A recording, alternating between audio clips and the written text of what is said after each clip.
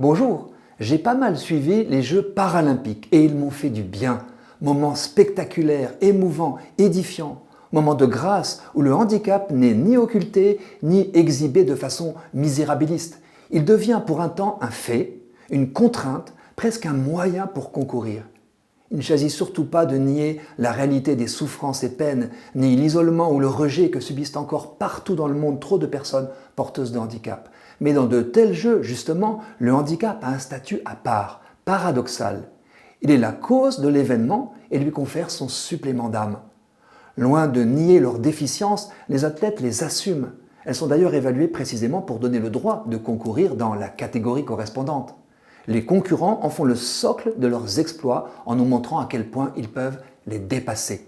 En assistant à un match de para-badminton entre personnes de petite taille, de tennis-fauteuil ou de cécifoot, ou à une course de para-athlétisme, natation, cyclisme ou aviron, l'image prégnante, à première vue, quoique pas toujours évidente, du handicap est vite remplacée par l'émerveillement devant la prouesse.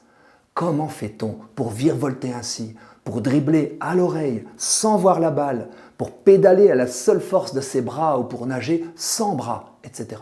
Une telle adresse nous stupéfie. Dans ces sports pratiqués avec un tel engagement se dévoile la fascinante capacité de résilience de l'être humain. C'est un de ses plus beaux talents qu'on ne retrouve nulle part ailleurs dans le reste de la création avec pareille intensité. Et quelle inventivité!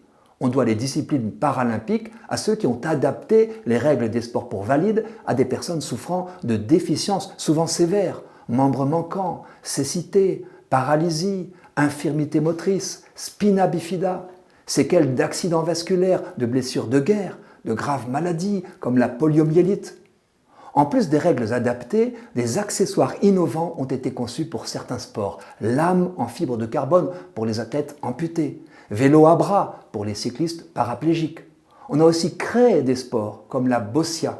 Ressemblant à la pétanque, elle permet à des personnes ayant une infime mobilité de concourir grâce à une rampe manipulée par un assistant sur ordre du compétiteur. La boccia fait appel à la capacité d'observation, au calcul stratégique et à l'adresse. La glissade de la balle peut être déclenchée par la poussée d'une tige tenue par la bouche. Comme pour plusieurs épreuves pour personnes non-voyantes auxquelles participent des guides voyants, certains joueurs de boccia sont donc épaulés par une personne valide. Cette solidarité entre valides et non-valides, sans oublier les organisateurs et spectateurs, a joué à plein pendant ces Jeux. Il y eut aussi des concurrents avec un déficit intellectuel, comme cette jeune lanceuse de poids française, médaillée d'argent, à la joie éclatante.